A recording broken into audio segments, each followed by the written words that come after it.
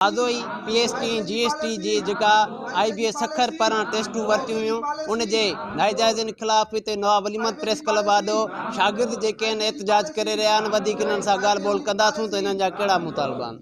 न ही जगह असां सां नाजाइज़ी कई आहे, सिंध जे शऊर सां नाजाइज़ी कई आहे, जेको हुननि सिर्फ़ु 0.75% छोकिरा पास कया आहिनि। हाँ इहा हुननि जी वॾी नाजाइज़ी आहे, जेको सरदार शाह बार बार पियो चवे। हुननि सुवाल घुमाए ॾिना आहिनि, हुननि सुवाल घुमाए ॾिना आहिनि। छाजा हुननि घुमाए ॾिना आहिनि? हुननि टेस्ट ई अहिड़ी रखी आहे जो हिन में अॻियां को अचे ई न। PST GST जी जेका मास्तरी जूं टेस्टूं वरितियूं पियूं आहिनि उनखे सिंध जो शऊर जेको आहे सो रद्द करे थो ग़लति पॉलिसियुनि सबबि। बी वारनि 45% पॉलिसी रखे करे 55 मार्कूं खणण वारे खे पास कयो आहे ऐं 80 मार्कूं खणण वारे खे फेल कयो आहे।